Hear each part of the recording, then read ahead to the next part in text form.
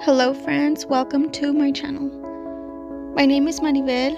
I'm a wife, a homemaker, and a lover of Christ. I want to share with you what God has been teaching me this week, and I hope that this video will encourage you in your walk with Christ and inspire you to serve others. In this video, I'm going to talk about homemaking during the busy seasons when fellowship and hospitality are prevalent. I'm going to read to you from the book of Luke. This is chapter 10, verses 38 through 42. Now it happened as they went that he entered a certain village, and a certain woman named Martha welcomed him into her house. And she had a sister called Mary, who also sat at Jesus' feet and heard his word. But Martha was distracted with much serving, and she approached him and said, "Lord, do you not care that my sister has left me to serve alone? Therefore, tell her to help me." And Jesus answered and said to her, "Martha, Martha, you are worried and troubled about many things, but one thing is needed, and Mary has chosen that good part, which will not be taken away from her." I have read this passage many times in my life, but it had never had an impact on me quite as big as it does today. As a devoted homemaker, one of my biggest priorities is to ensure that my home is clean and organized in as much as I am able to. The work in the home is important, and it is good for us and for our families to keep it tidy and functional to the best of our ability.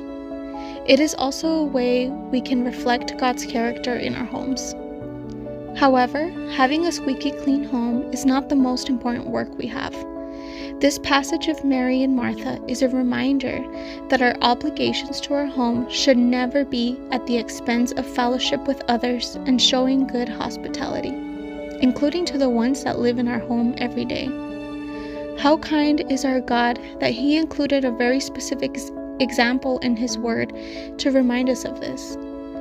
Oftentimes, us homemakers get so caught up in all the nitty-gritty details of the home that we forget why we are doing them in the first place.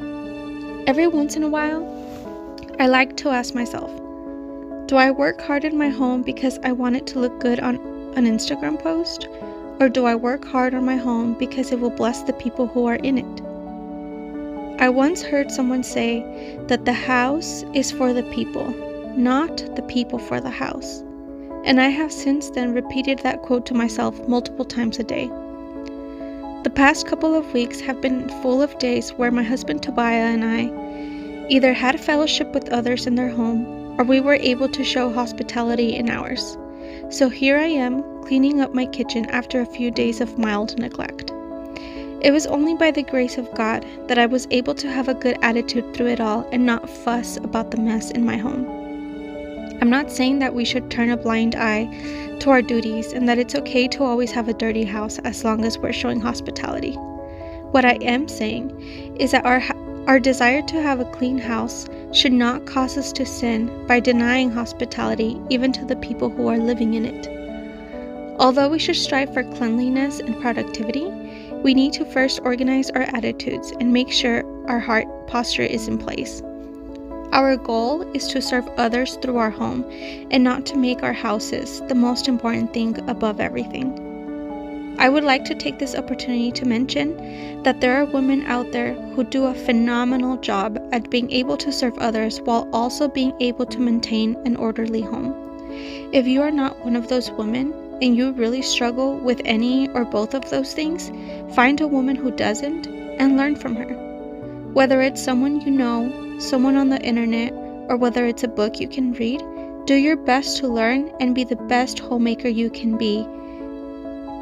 Your home should be a heavenly place for your family, but also for your guests. Make your home a place that is ready to show hospitality to anyone at any given moment. This is something God has been working in me also, and I'm slowly learning ways to open up my home more often to others. If you have any tips to share, or if you have some words of encouragement, please share it in the comment section. I hope this video has blessed you in some way, and if you like this kind of content, consider subscribing. Remember to glorify God in everything you do and to love others. Have a blessed day.